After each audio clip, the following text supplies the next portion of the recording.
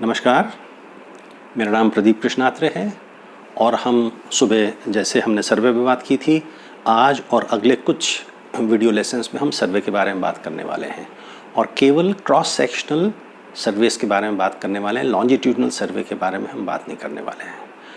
तो हमने पहले सेशन में ये देखा कि सर्वे क्या होता है, सर्वे कितने प्रकार का होता है, सर्वे कब किया जाता है, कौन से प्रश्नों के वो जवाब देता है, जैसे what is happening, how many people are doing this, how much, ये सब सवालों के जवाब आपको सर्वे से मिल जाते हैं।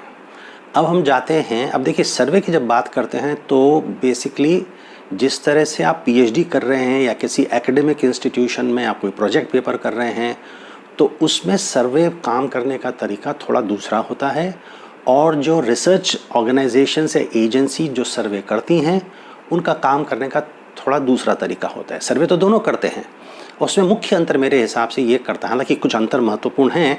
एक अंतर ये होता है कि जब आप एकेडमिक रिसर्च करते हैं, चाहे वो पीएचडी करें या एमफिल करें या प्रोजेक्ट पेपर करें, तो आपको हाइपोथेसिस निर्मित करना पड़ता है। मगर जब आप किसी रिसर्च एजेंसी के लिए काम करते हैं तो वहाँ 10 में से 8 या 9 या पूरे 10 बार जो है हाइपोथेसिस का निर्धारण नहीं होता है, वो ऑब्जेक्टिव्स का निर्धारण होता है। हाइपोथेसिस के बारे में हमने पहले से बात की है। ऑब्जेक्टिव्स जो है उद्देश्य होते हैं, तो उद्देश्य में आपको कुछ जानकारी जाके इकट्ठा करनी पड़ती है, उसके फिर कुछ प्रश्नावली अक्सर जो है वो जो क्लाइंट आपको हायर करता है वो प्रश्नावली बना के देता है, ज़्यादातर ऐसा ही होता है। और आपको सिर्फ जाके डेटा कलेक्ट करना पड़ता है। डेटा एनालिसिस आप खुद करके क्लाइंट को दे सकते हैं या क्लाइंट के पास वो क्षमता है कि वो डेटा एनालिसिस खुद कर सकता है, और कुछ ऐसे क्लाइंट्स हैं तो जो है ना वो खुद डेटा एनालिसिस कर लेते हैं। तो हम लोग जो है ना सिर्फ एकेडमिक रिसर्च के बारे में बात करने वाले हैं। अब एकेडमिक रिसर्च के बारे में जब आप बात करते हो तो इस बात का हमें ध्यान रखना चाहिए कि जैसे रिसर्च एजेंसीज़ के पास हर काम के लिए एक अलग डिपार्टमेंट, अलग सेल, अलग डिवीज़न होता है।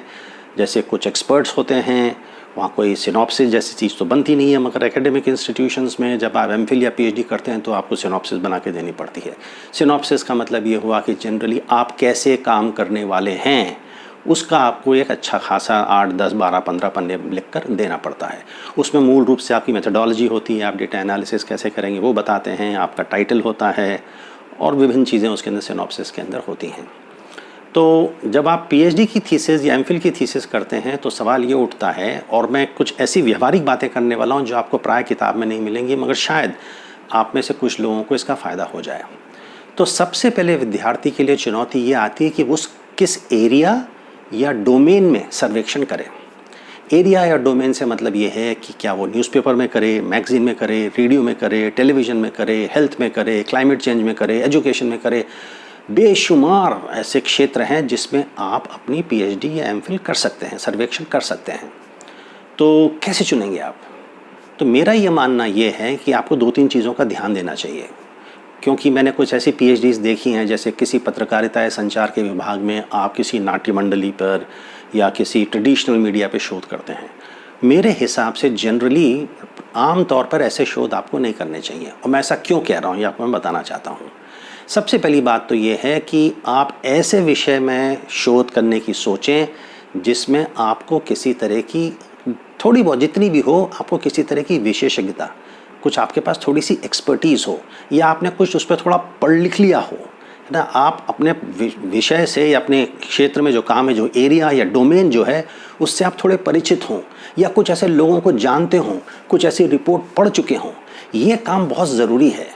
वो इसलिए ज़रूरी है कि जब आप पीएचडी करने लगते हैं, जब आप प्रश्नावली बनाते हैं, जब उसकी डेटा एनालिसिस के बाद आप रिजल्ट्स और कंक्लूजन्स और डिस्कशन का चैप्टर लिखते हैं, तो वहाँ आपने जितना भी अनुभव प्राप्त किया है, चाहे वो खुद व्यक्तिगत रूप से किया हो या पढ़ लिख के किया हो, वो बहुत काम आता है। इंट्रोडक्शन में तो काम आता ही है ना। तो ये बहुत ज़रूरी है। और आपको जो जस्टिफिकेशन है, देखिए पूरी पीएचडी का दारोमदार मेरे हिसाब से कई चीज़ों पे निर्भर है, मगर एक जो महत्वपूर्ण चीज़ है कि आप जस्टिफिकेशन, आप जो भी निर्णय लेते हैं, और पूरी पीएचडी करने की प्रक्रिया जो है आपकी निर्णय लेने की प्रक्रिया है। ये सैंपल ले रहे हैं, ये सैंपल क्यों नहीं ले रहे हैं, ये प्रश्न पूछ रहे हैं तो ये प्रश्न क्यों नहीं पूछ रहे हैं, है ना। तो ये सब जो आपको जस्टिफिकेशंस होने चाहिए, वो जस्टिफिकेशन का आपके पास जो दमखम है वो आता है कि आप कितने अनुभवी हैं, आपका इंटरेस्ट क्या है।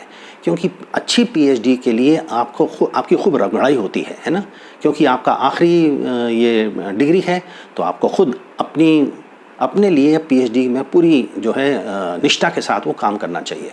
तो ऐसी चीज़ में आपका जो परिचय है, आपका जो इंटरेस्ट है, वो आपको सस्टेन करे रहता है अपनी पीएचडी के अंदर।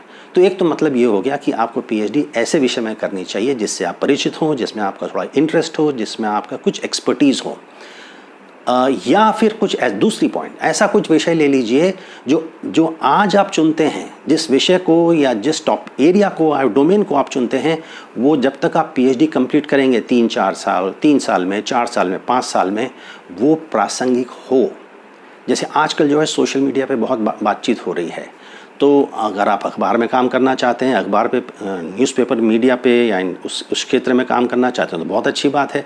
या आप कोई ऐसे विषय में काम करना चाहते हैं जहाँ 3 या 4 साल के बाद आपको जो है आपकी जो पीएचडी है वो प्रासंगिक रहे, वो रेलेवेंट रहे। सवाल ये है कि आप पीएचडी क्यों करना चाहते हैं।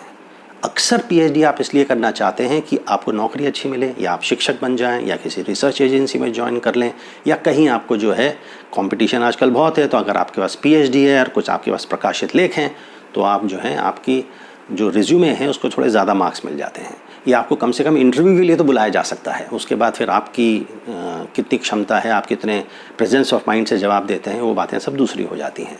तो दूसरी बात ये हो गई कि आप फ्यूचर को देखें, और इस पे निर्भर करता है कि आप कौन सा विषय चुनें। और इसी संदर्भ में मैं आपसे कह रहा था कि अगर आप कोई जो है ना ट्रेडिशनल मीडिया पे काम कर लेते हैं, जो ऐसा विषय है जिस पे अधिकांश काम हो चुका है, तो मेरे हिसाब से उस काम पे आपको नहीं, वो क्षेत्र में आप उस एरिया में आपको काम करने के बारे में 2 बार सोचना चाहिए। आप फिर भी काम कर सकते हैं, 2 बार उसमें सोचना चाहिए।